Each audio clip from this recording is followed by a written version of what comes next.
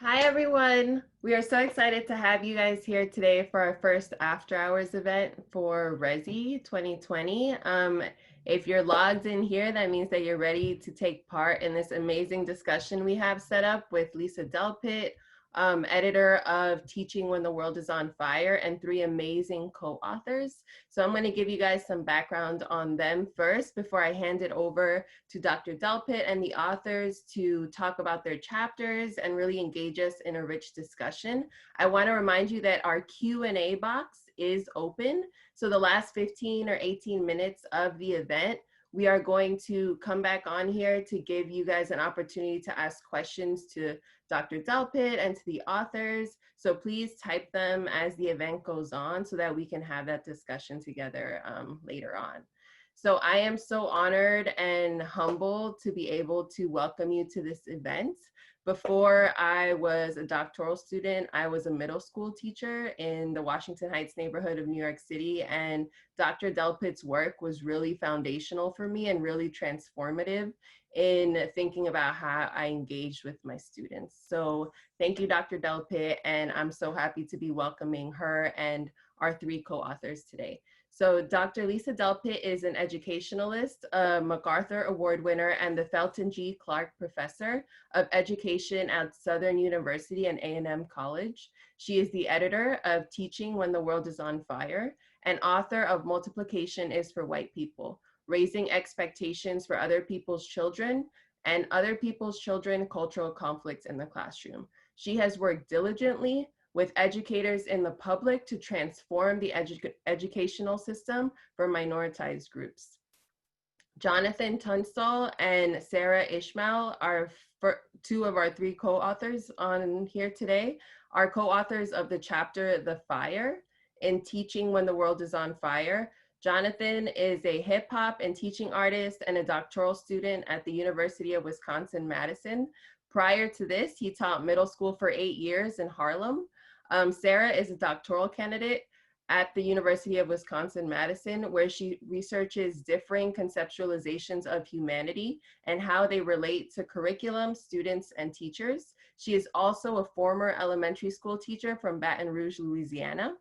And Jessie Hagopian is the co-author of the chapter, How One Elementary School Sparked a Citywide Movement to Make Black Students' Lives Matter.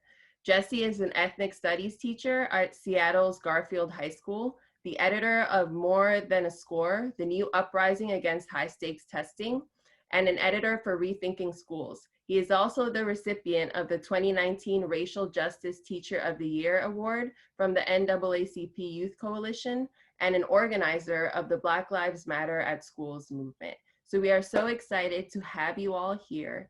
And now I want to hand over the baton, virtual baton, if you will, to Dr. Delpit. Good afternoon, everyone.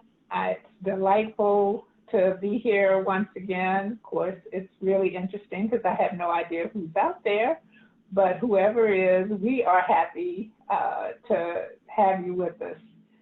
I was asked to talk about why I did the book, and one of the reasons that the main reason I did it is, about 2 years ago, things were looking pretty rough in the country and in education, and we all said we need to figure out what teachers can do in the classrooms, and I wanted to make sure that teachers' voices were there as well as teacher educators.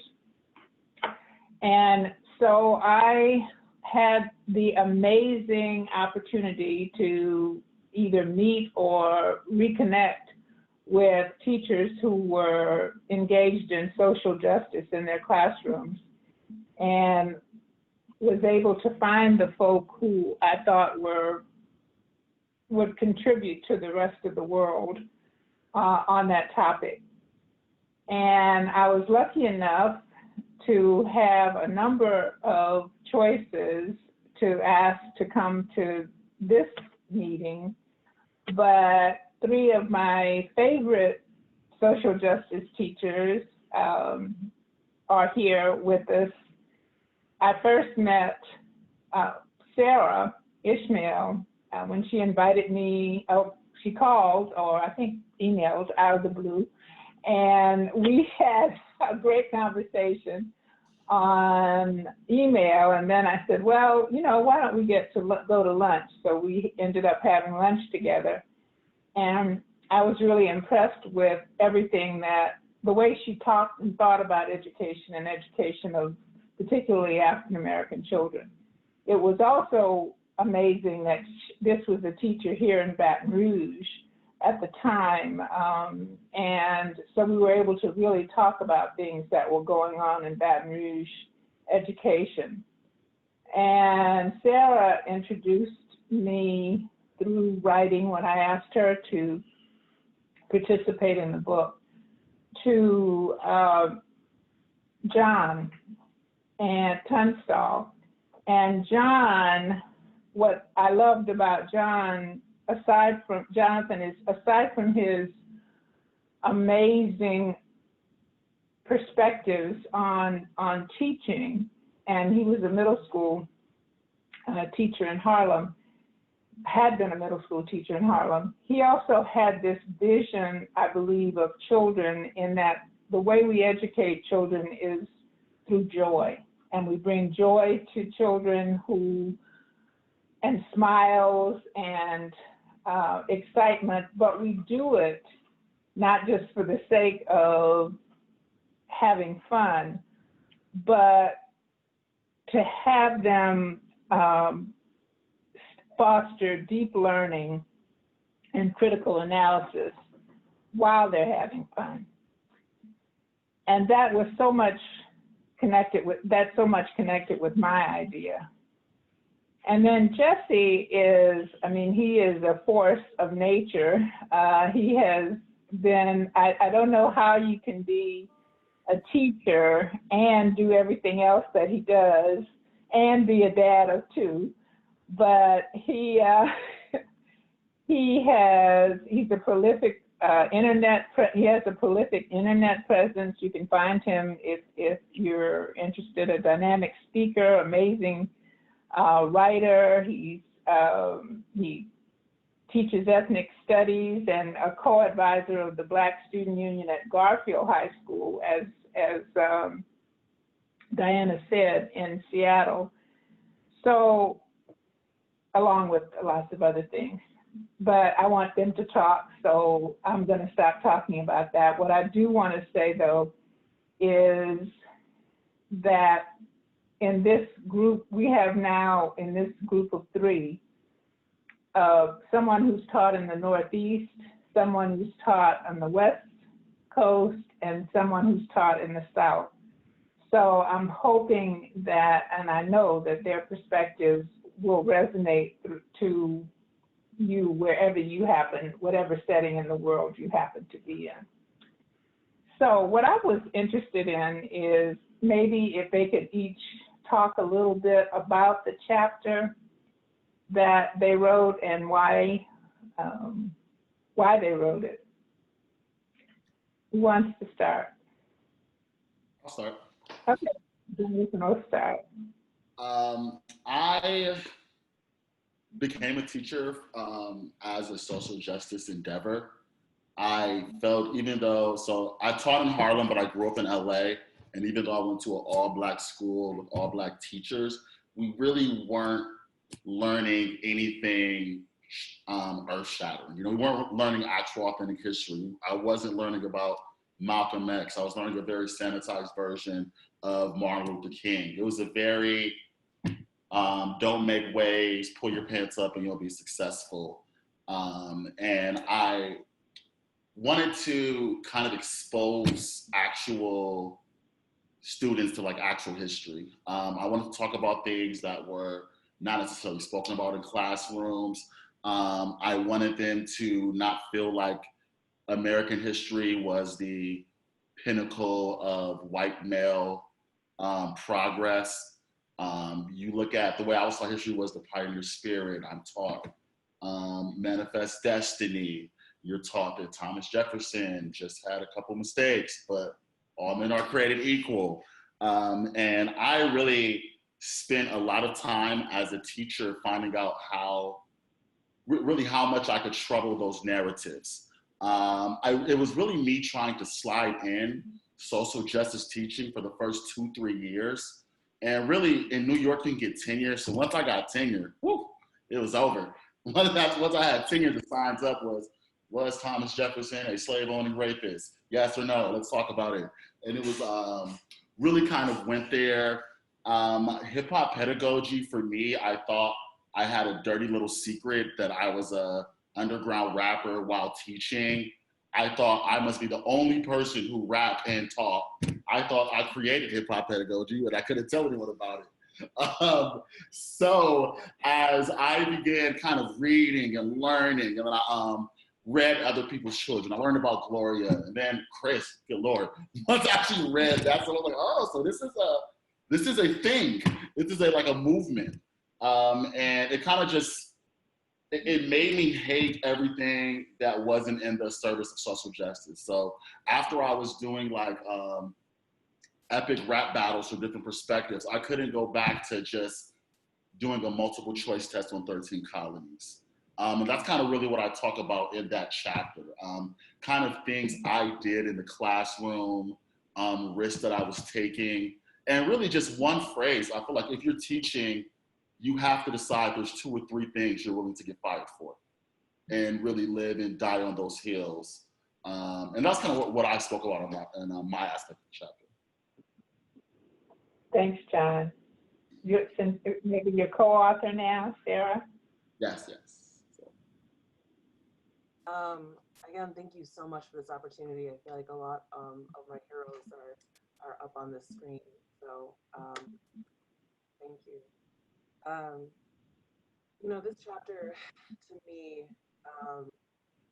when I was teaching in Baton Rouge, Louisiana, I as a woman, and the dissonance that my experience with what we were taught to teach and what my students were telling me they were experiencing and what I was experiencing very much felt exactly like James Baldwin's words, like actual literal fire, in the sense that there was pain that was so deep, associated with the fact that I had been, that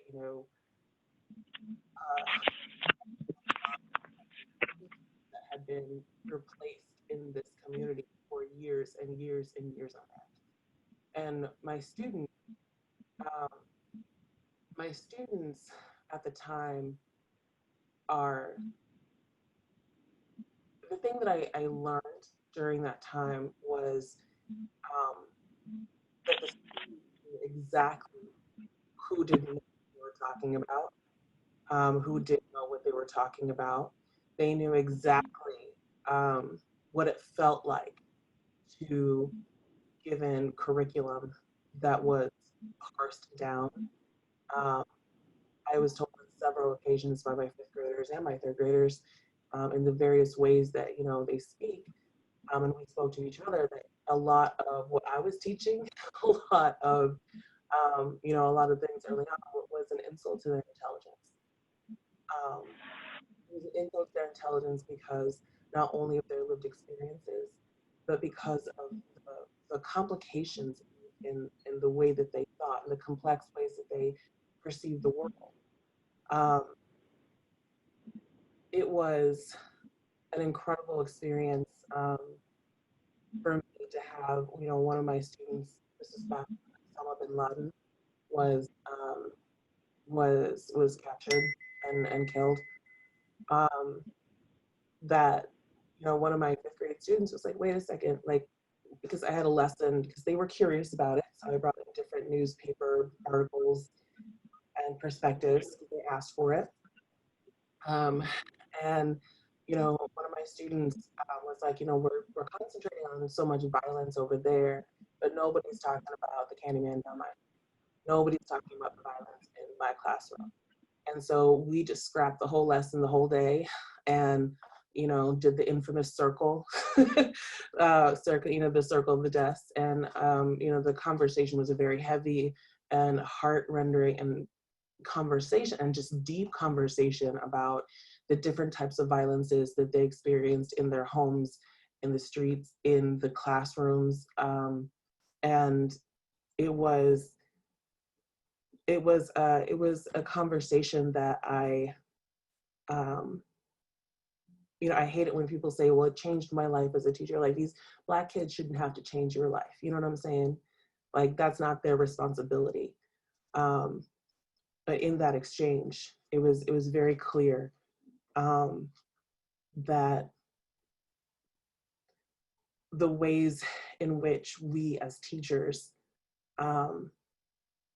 need to be able to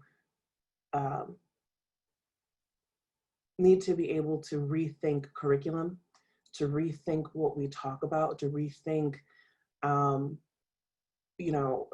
everything that we intend to teach, to just stop and recognize the colonial forms of education that run through us, and the colonial forms and the white supremacist forms of curriculum and that type of thing that run through us.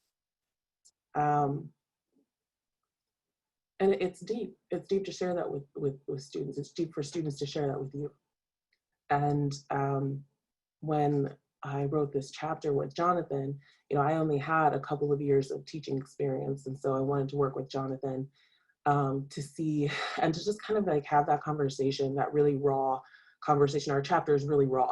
Actually, it's a conversation between me and John about the depth and the pain and the beauty, right, of what listening to that and listening to our own colonial forms come out, and what is able to be done with that. And so I had this, I was reading James Baldwin, and I went and decided to look up the spiritual he was talking about, and we just listened to it, and it just had all of the sharpness and the Yeah, it's so interesting, Sarah, that, I love the title of your and John's piece, because I used it actually for the keynote that I gave here, the stories we tell and the fire this time, because the words in what the spiritual says is, God gave Noah a rainbow sign, no more water, but fire next time. And when I am here, what kept going through my head too was Katrina and the water that we dealt with, and now the fires that we are all engaged in and having to witness the pain.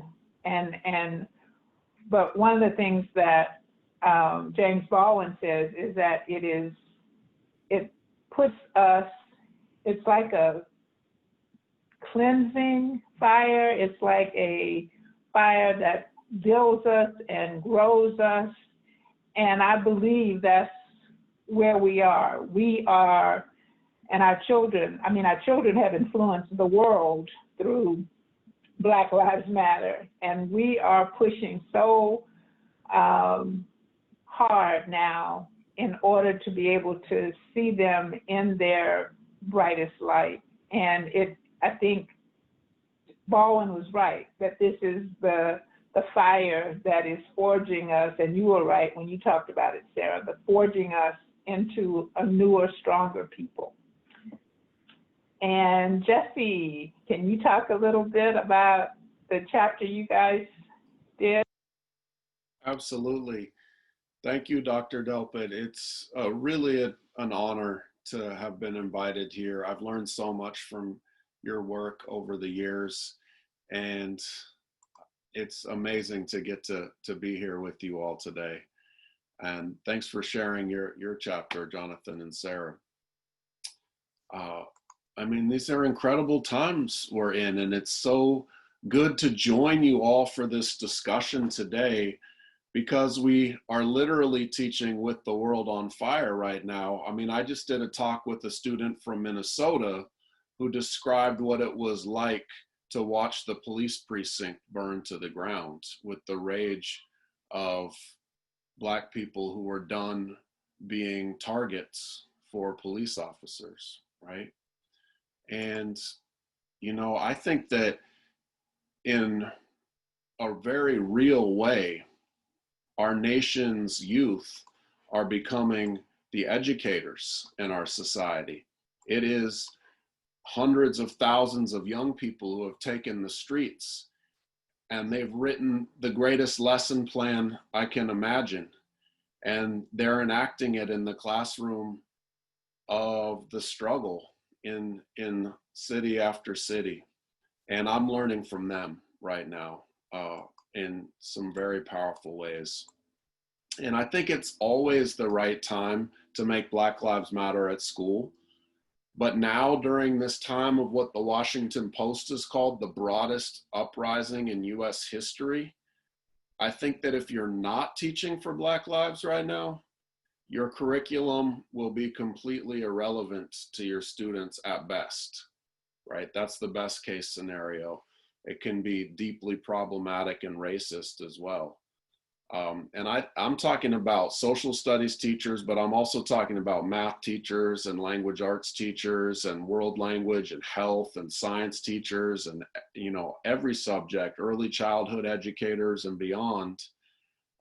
It's time for us all to teach for Black lives.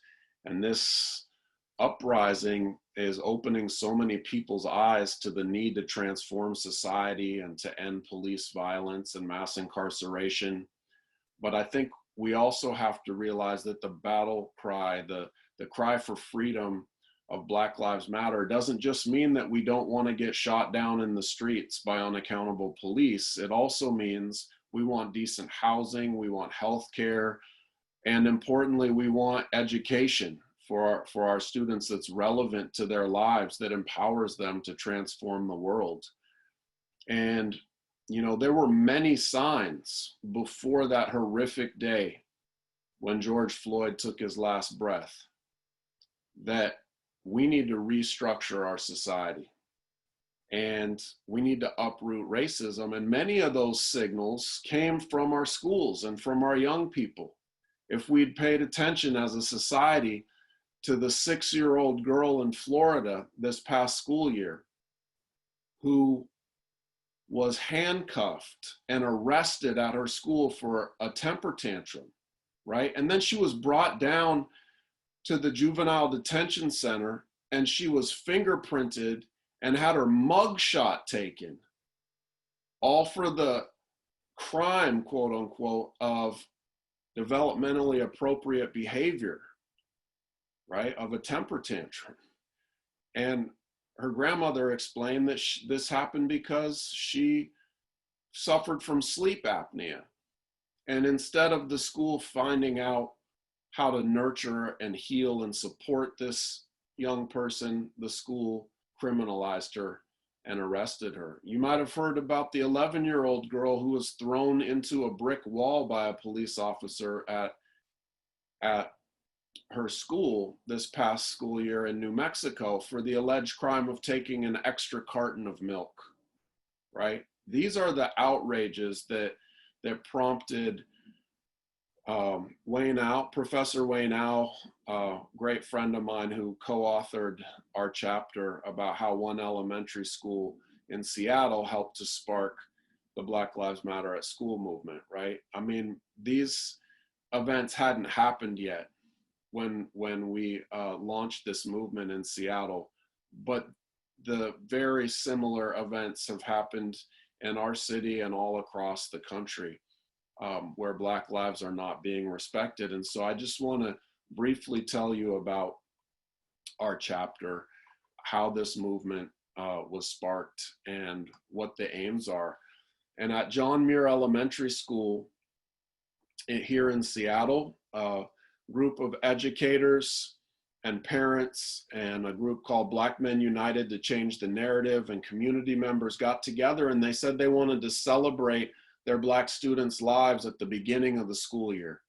And they came up with a beautiful idea of all assembling in front of the school and high-fiving the youth as they came to school that day, and then holding an assembly around Black culture and identity and history in September, not waiting for Black History Month, right? But from the very beginning, affirming the lives of the Black students. And the art teacher, a wonderful teacher named Julie Trout, designed a t-shirt that said, "Black Lives Matter, we stand together," with a picture of a tree in the middle and the many branches coming down into one trunk.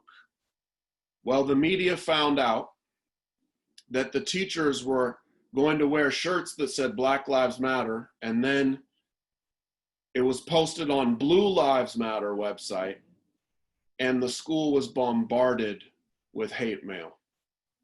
And then a particularly hateful person made a bomb threat against an elementary school for the audacity of those educators to publicly proclaim that their Black students' lives had value. And it was just sickening. The school district officially had to cancel the event and bring bomb-sniffing dogs into the school that morning. To the great credit of the community and the educators, they did go through with the event anyway, but it was much smaller than it would have been had it not been officially canceled. And that really hurt my heart. And I reached out to those educators through Waynow. Professor Al's son went to that school. And so he put me in touch with the art teacher and some of the other educators there. And we came up with a plan of having our union support what they did. But we said, if we just endorse their action, it won't be nearly as powerful as if we actually work to build this movement collectively. So we all decided that October 19th was going to be Black Lives Matter at School Day. And we called on every teacher to come to school wearing the shirt because they couldn't threaten us all, right? And we didn't know how it would turn out, but after several weeks of organizing, we got 3,000 out of the 5,000 teachers to come to school wearing the shirt, and many hundreds of them teaching lessons about institutional racism, about Black contributions throughout history and struggles. And, you know, thanks to the teachers in Philadelphia who saw what we did and expanded it from a day of action to a week of action. And they had the brilliant idea of breaking down the 13 principles of the Black Lives Matter Global Network into teaching points for each day of the week. And, you know, thanks to them, the movement is now national, and we are collaborating every year. The first week in February is Black Lives Matter at School week of action. And it's been an incredible way to make demands to uproot institutional racism across the country. So thank you.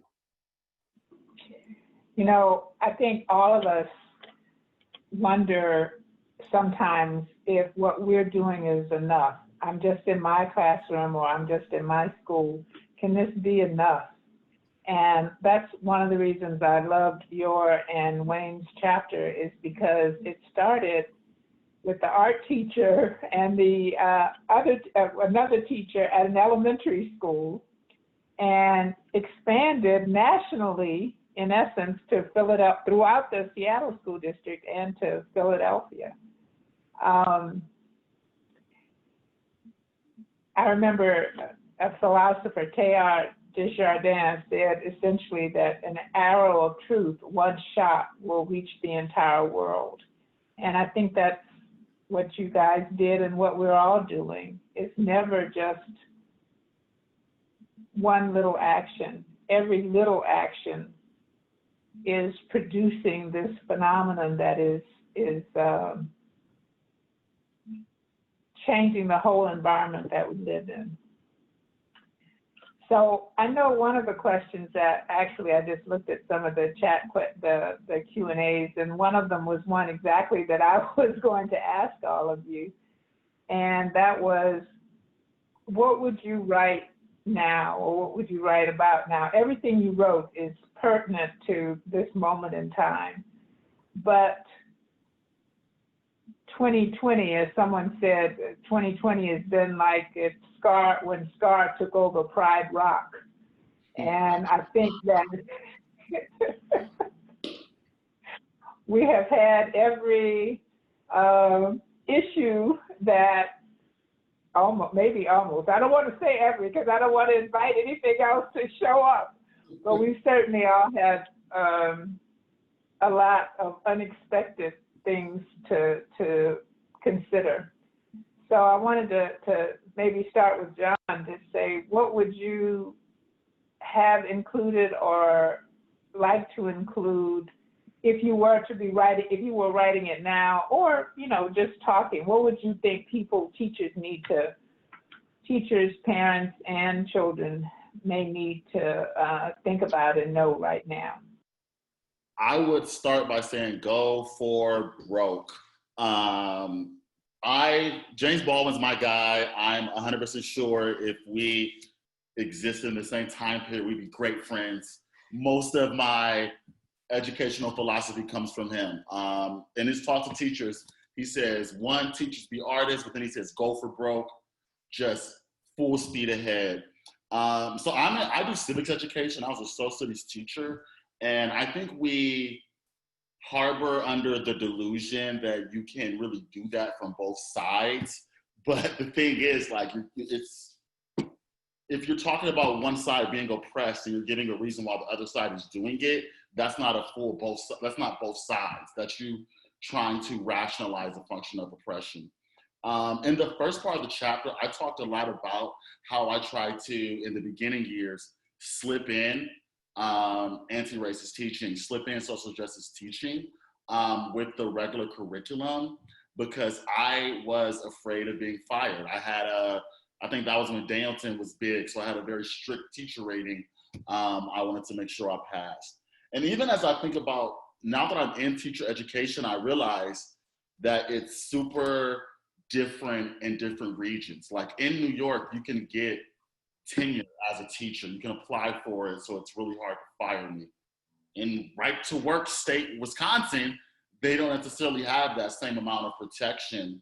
So I feel a lot of teachers have a real concern of actually being, facing some kind of penalty for teaching, or what my man's Jesse and him was doing, like that was just like, I can see teachers getting fired by droves for doing that.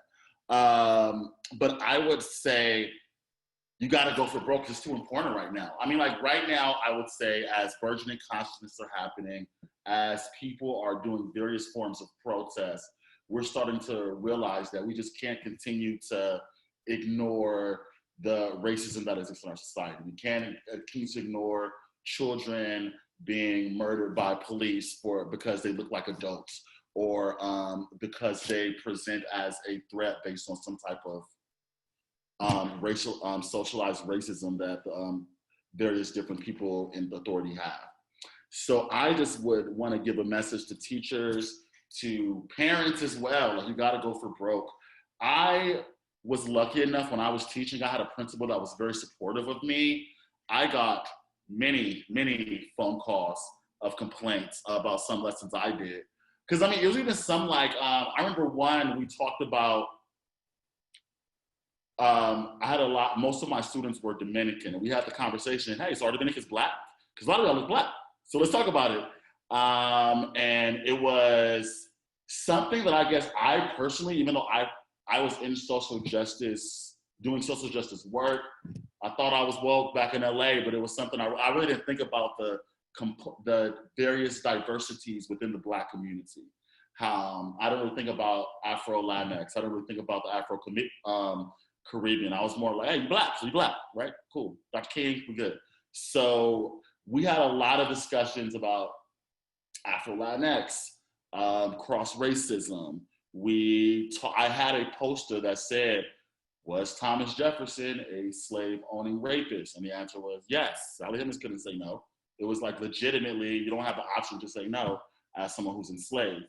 So it was, you know, quite a few angry parent phone calls because many people, I would say parents, teachers in general, see our job as to protect the innocence of the children. This like assumed innocence that we think children have or they come with. And what I'm saying, and what I would say is, if you're not going to really embrace anti-racist education, if you're not going to have like real honest conversations, then you are a part of maintaining those same racist systems. Like all those people who are, I see at like protesting, all those people I see at the Trump rallies, all those people who I see that sick person that called in a bomb threat to an elementary school. At some point, all those people were sitting in chairs in a classroom. Like every single one of those people were in chairs in a classroom. So I feel like that not having those conversations mean that you are complicit in maintaining these racist systems that we're trying to dismantle. You can't be woke with your friends and not in the classroom.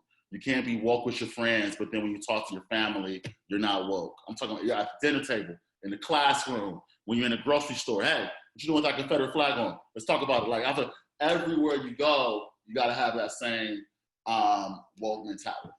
So that's what I would say. Go for broke. Like James said it, you know, Jimmy B, my good friend James Baldwin said it. We got to take it seriously. Like go for broke, take risk. It is honor and being fired for doing the work of dismantling systems of racism that exist in our country. Well, I think that'll be the title of your next piece, Go for Broke. Go for broke. Yeah. But also, I just wanted a quick comment on the notion of protecting kids' innocence. As I think Sarah pointed out, these kids understand and know so much of what's going on. We're not protecting their innocence. We are looking like fools because we're not talking about what they know is happening. But having said that, let me move on to Sarah so she can talk a little bit. I know you also indicated to me earlier that you would have talked some about COVID-19 and I guess teaching at home and all that. I'm wondering about that component as well. Thank you. Can y'all hear me? I know last time I was a little bit more quiet. So is this better? Okay. All right. Yeah, thank you. So a lot of so many things. First of all, I would be remiss if I did not mention also Jessamine Ward and her book, The Fire This Time, and the intellectual engine that book is and that she is. And I mention that specifically because there is a history, there is a legacy of carrying this fire in our blood, right? James writes, in order to save our lives, we are forced to look beneath appearances, to take nothing for granted, and to read the meanings behind the words. And it helps to explain how we, emphasis mine, have endured and how we have been able to produce children of kindergarten age who can walk through the mobs to get to school. What we do demands great spiritual resilience, not to hate and not to teach your children to hate, and to be able to literally walk through people throwing things, people throwing them against walls, people, throwing them against lockers. That is the fire, the pain, and also what I hate to say is, I hate the word resilience because it's like, oh, well, you get resilience from pain, so it equals out. That's not true, right? But our kids are doing that. Our kids, so I live right now in Madison, Wisconsin. Although I grew up in Washington, so Jesse, I was just so excited to hear Garfield and so excited that you and Wayne, told that story. So like right now I live in Madison, and there are a couple of groups. I'm not going to name nearly all of them, but I know Freedom Inc. And Urban Triage. Freedom Inc. is a Black and Hmong organization for liberation, and I know that Urban Triage is for Black liberation and works with parents and others and how to like respond to trauma situations, to abuse situations. And the thing about Freedom Inc. is that it is student-led. And I just want to be clear that while our students deserve all of the praise. But we also need to recognize that these students are choosing between death by COVID-19 or death by the police and at the hands of those who would put their hands on them and take their lives, even in classrooms. And I know that this is kind of a buzzkill, but I think that we need to reframe kind of what is happening during this time and what our students are actually doing when they're out in these streets, when they are fighting for themselves, when they're fighting for new definitions of humanity and new definitions of how Black and Brown students should be treated. Because the word human does not apply to someone or something that you can throw up against a wall, right? Our students are, the Black and Brown kids are out in the streets. They are, if I had to write something, I don't know if I would write, actually. I would like to be a platform in which students are writing, and they're writing not only about what they're doing, but the choices that they're making, and the profound impact on, like I said, on the concepts of what a human should be, what a human should be treated like, who is included in that word. What does even a student mean when, they're the ones who are creating new definitions of what self-love and radical love and liberation and freedom are. They are the curators of, like, I guess this is the next like dictionary or language that we need to actually adopt, that James Baldwin talks about. His spiritual is about, listen, like, we had a rainbow. We had that rainbow. And our Black and Brown kids are saying, this is what fire looks like. I have to choose between going out and risking dying of COVID-19, risking my family, or actually finally being able to go out and risk my life via interaction with the police and interaction with white supremacists. And when it comes to COVID-19, I swear I was not going to say this, but to be truly honest, with Betsy DeVos and with our elected officials, I think that it's it's awful, and it's not helpful to simplify things and to reduce things to simple definitions. But at some point, you have to ask yourself, we're asking students, elected officials are asking students at the national level and at the state level, are asking students and teachers to go back to school in person. And they're asking them to go back to school in person, some combination of virtual, combination of whatever. But when it comes to, for example, the Trump administration and the guidance from Betsy DeVos, I think that we need to start using different wording. Who is going to take responsibility for the potentiality of this, of forcing teachers back to school and forcing students back to school, for the potentiality that has for the mass death of millions of children, of millions of teachers. you know, it's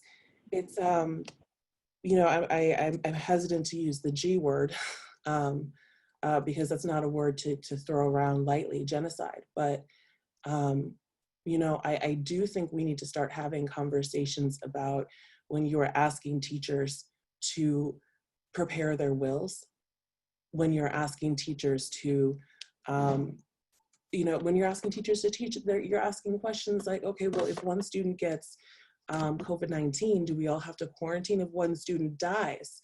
You know, is the state going to help with their burial? Is, you know, what are we really asking our students to do? And what are we really, what is this fire, when does this fire become, you know, something that's metaphorical? And when does it consistently translate into something physical for our kids? White parent, privileged, you know, people of color can take their kids out of school, but those that can't, we need to consider it. We need to really consider our words and what we're actually truly doing here. Thank you, Sarah. That was really powerful.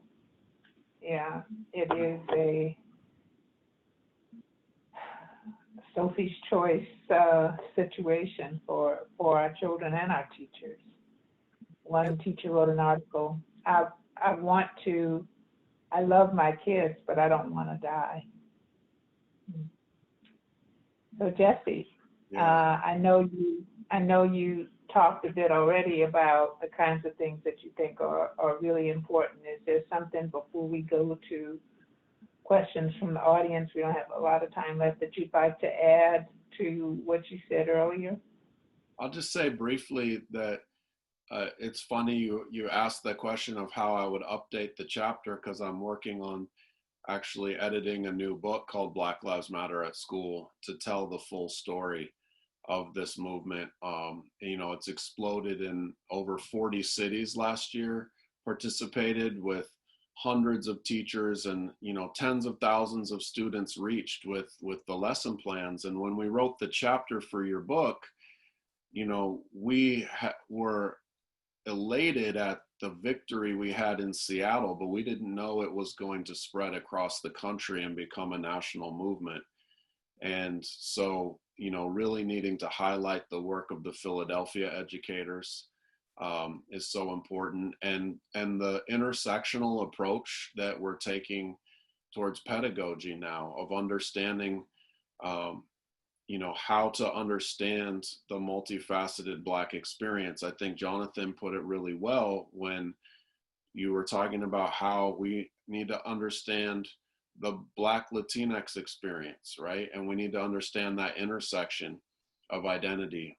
We're also committed to teaching about Black women's experience and Black LGBTQ experience as part of our week of action every year, right? And we want to understand the overlapping oppressions that are impacting our students, and also give them the tools to organize and fight back, learning from the social movements of the past. And that's what this movement is really all about. So, I mean, there's so much more I guess I'd just say the last thing that I want everyone to be aware of is that this year we're moving beyond just the week of action, and soon we'll be finalizing our plan for what we're calling the year of purpose, and we're asking educators to reflect on their teaching all throughout the year with different questions that prompt them to think about their relationship to anti-racist pedagogy. And that'll be an ongoing practice that we'll call on teachers who want to be part of the Black Lives Matter at School movement to do all throughout the year. And then we're going to have specific days throughout the year that are also days of action, in addition to the week of action that we'll continue on with. So we hope that all educators, you know, who are at this forum will spread the word. Go to blacklivesmatteratschool.com. where you can get lesson plans, resources, and updates on how to participate in our Year of Purpose.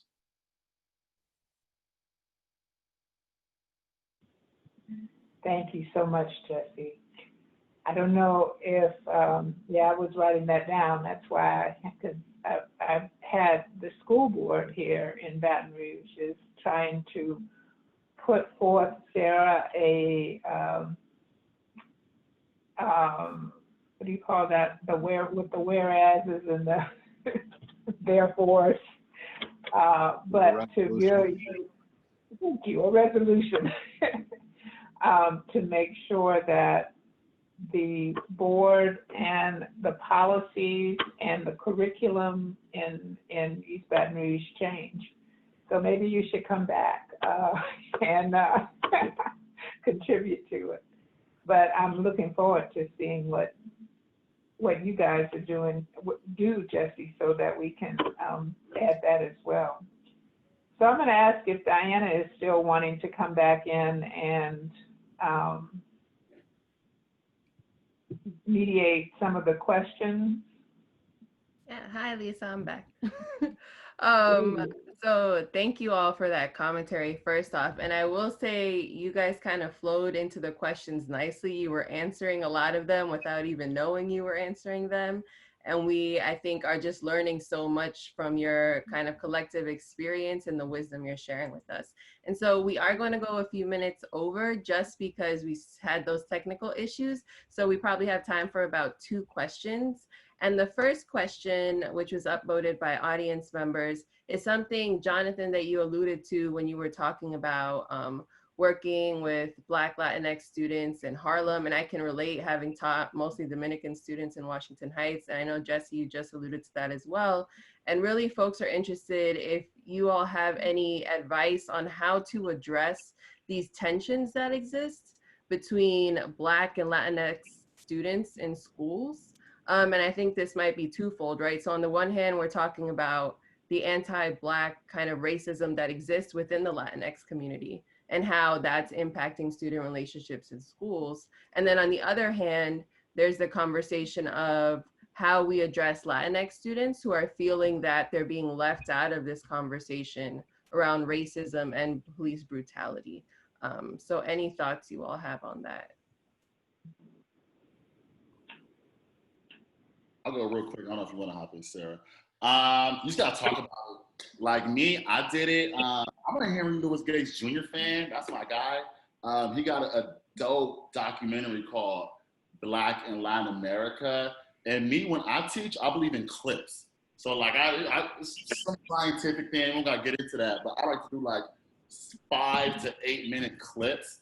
And so I recommend if you just have like a night, as a teacher, put it on, watch it, take notes, try to find out what best clip you think will foster the best conversation, talk about it, and then try not to, it was really hard for me not to do this, but try not to speak from a place of authority, you know? Because at the end of the day, it's like weird stuff. We use race and ethnicity interchangeably. It's super important, but it shifts by generation. It shifts by area. So you just got to talk about it. I say show a dope documentary clip, like 5-7 minutes, and then try to really encourage your classrooms to have rich conversations, talk about the issue without necessarily it getting crazy, but also it can get crazy. So just lean into it. Lean into the wildness. That's what you got to do. Go for broke. Sarah, I think you had your hand up. Oh, that was more like, yes. Like, I'm trying to control my hands, like, yes. Like, right on. I appreciate that, Jonathan. I'll just say real quick, we have a chapter in the book that Wayne Au and Diane Watson and I edited called Teaching for Black Lives, about the intersection of Black and Latinx identity. So I would point teachers to look at that chapter. It's an experience of a teacher explaining how they go about teaching that intersection. I think that's a powerful resource.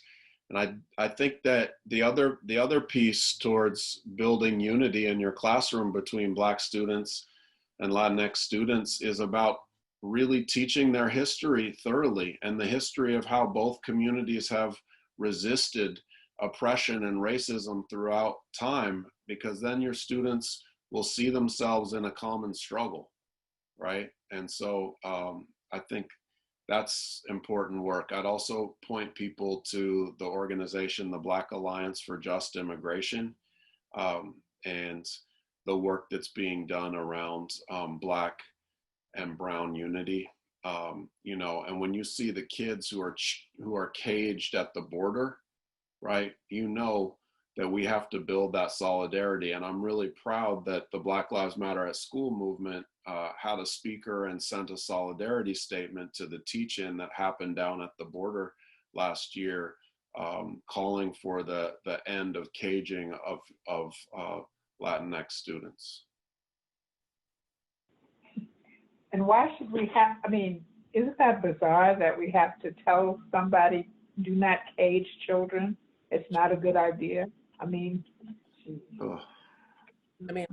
But and also the only other thing I would add is,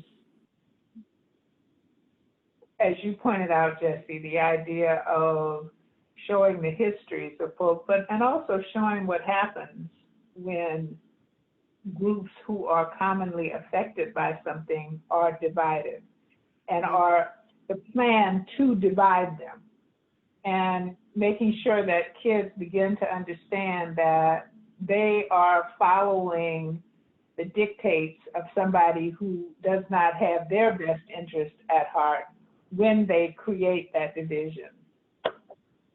So, okay, I'll mute so we can go to the next question. I think I just want to echo the idea that the power of history and teaching our children their history. And I really appreciate all your commentary around that. When Jesse was talking, I was looking back on my bookshelf because I have Upsetting the Apple Cart, which is a great history of Black and Latinx coalitions in New York City. And so I think just the power of that is really important. And I want to end on this question, which is kind of a big question, but one of the attendees asked, the world is on fire in so many ways. And so taking into account your experiences with social and racial justice, what would you say is the main purpose of schools and education today? What do you see the purpose of schools being in our current context with everything shifting? The purpose of school is to dismantle systems of racism, sexism, heteronormativity, classism. Like literally, that is your job, because if it's not intentionally taught, America is going to gear towards racism. It's going to gear towards sexism because it's built off of it. Like I'm a history teacher. I believe in history. If you literally look, America is one long story of the few amount of people in power figuring out how to keep power. Like even going back to like Bacon's Rebellion, when you have like poor whites and Blacks actually burning down Virginia, son, like just setting massive fires. And it's like you had to give benefits to the poor whites in order to divide them from the Blacks. You give them a lie of some sort of imagined racial superiority, and have them tapped into a fake story of progress and God wants us to go west and murder and take land and farm, but we're not going to farm. We're going to have other, like that's literally that we have to, yeah. I'm big on history. And I think once we teach how it's intentionally done, like it's not like accidental, it's intentional, the few people in power finding a way to make sure everyone does the work for them and they can just kind of continue to reap the benefits. That's one. I got a call in the midst of that I had to answer. So I missed the question, but did anybody else want to have a response? Or was there a question? Go ahead, sir. Oh, thank you. Sorry, this is my colleague in the background. you know, when y'all were talking, I was like, oh, like, yeah, because we're just ready to get in it right now, especially about the history. I think, so again, I mean, to answer the question, there is no answer to this question, right? And I think that's the dangerous thing, and I think that's the beautiful thing, right? Because there's so many different levels of purposes for schools, right? There's the, you know, indoctrination level, there's the, you know, class level, there's the, you know, racial indoctrination and separation, you know, all that. But, you know, for me, part of the reason I was so excited about the previous question and how I'm going to connect it to this question is, you know, my parents were born in Trinidad and Tobago, and I was born in Germany. I was raised by, you know, a military family and taught in Baton Rouge, spent time in Texas, and I have family literally in every single corner that I can think of. And that creates an interesting perspective where having almost, you know, the entire history of the West Indies erased from my curriculum, having the entire history of, you know, Latin America erased, of having, you know, any of that erased, especially colonialism. It's a pain that, you know, M. Jackie Alexander, one of my favorite Trini scholars, you know, notes that there's this pain of placelessness when everybody has a box and everybody's been put in a box, and only those in a certain box can feel a certain thing, and only those in a box can feel another way. And for me, you know, the separation, if you go back, I did a literature review once of Black immigrants and the, not of Black immigrants, but of the literature, the 1930s sociology literature on how the Black immigrant was kind of created as a concept, and how these white sociologists in the 1930s literally through a like series of papers, you know, so, you know, the Black immigrant is this and the Negro is that. The Black immigrant is this and the Negro is that. And so for me, growing up, not really knowing kind of, am I Black, am I white, am I this, am I that, right? It's not the same experience at all as a lot of, you know, of Latinx students experience, but I do know that is healing for me. And what I think that, you know, schools and teachers should really be focusing on is, you know, helping students and helping ourselves as teachers mediate our lived experiences with the historical information that helps us see the rules that not only govern, you know, students' perceptions of themselves, but the perceptions of others and our perceptions of ourselves. Because when we are able to say, you know, look, from 1930 to 1950, the white sociologists were really big on trying to take advantage of Black immigrants, and that created an image that Black immigrants are somehow better than African Americans, or it creates this image that, you know, people with heritage with the, you know, Latinx, the Caribbean and that diaspora, you know, are only in New York, right? And they only have X and Y and Z experiences, right? And let's talk about the fact that actually, you know, having people cage children is not, it is a historical and a historically consistent thing. It's not new. And so this is another big way of kind of agreeing with y'all. When I think right now is, you know, our students, our Black kids are in these streets and they're saying, wait a second, none of these fit me and all of these things are hurting me. If we are able to deconstruct, if students and teachers are able to deconstruct, this is that document that had this idea, right? When they're able to bring in the bill of sale for, you know, their grandmothers and to talk about that, being the thing that causes so much pain. And I'll wrap up by saying, you know, I'm always, I have a stick for culturally relevant pedagogy because, you know, I think that not a lot of people recognize the depth of that construct and the constructs that build upon it, in that, you know, cultural relevance is about truly, honestly being able to build that sociological and social consciousness and mentality and consciousness, the political consciousness, and also being truly able to converse in somebody with cultural competence in your own culture and being competent in someone else's culture, right? And then changing that conversation about what competent means. And, you know, I wanna, I'll stop because I can just go on forever. But I do wanna say that you know, Lisa, you have created new ways of speaking for us to be able to even say these things, to be able to even express our pain, our joy, our places of communion.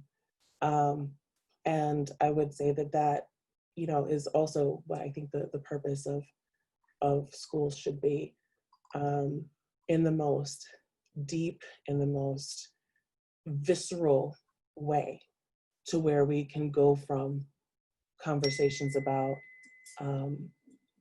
history to how we can take care of ourselves in the streets, how we can take care of the youth in the streets and let the youth write the next concepts that we're going to be able to live in more freely tomorrow. Thank you, Sarah. Right. I think that's such a great note to end on. And I think I want to echo her sentiment towards Dr. Delpit and really kind of paving the way and helping us kind of imagine what education can be, and realizing that full potential of our kids, right? And so I want to thank you all so much for joining us for this panel. We really appreciate your time. Thank you, audience members who stuck with us those extra 15 minutes and for bearing with us through the technical difficulties. This is our first virtual live conference too, so we're just getting the hang of everything. But thank you all so much, and I want to wish you well and wish you a good night and encourage you to go out and buy the book, Teaching When the World is on Fire, so you can read more. These co-authors have even more colleagues that there's just brilliance spilling out of those pages that we can all learn from. So thank you so much, and good night. Thank you all so much. It was wonderful to have. I think we need to have a book party where everybody who wrote something can get together and we can talk at length. But thank you. It has been a wonderful opportunity on my end as well to be able to have the chance to see you, Diana, as well as the authors. Thank you. Bye. Thank you, Dr. Delpit. It was an honor. Have a wonderful day. Bye, Jesse.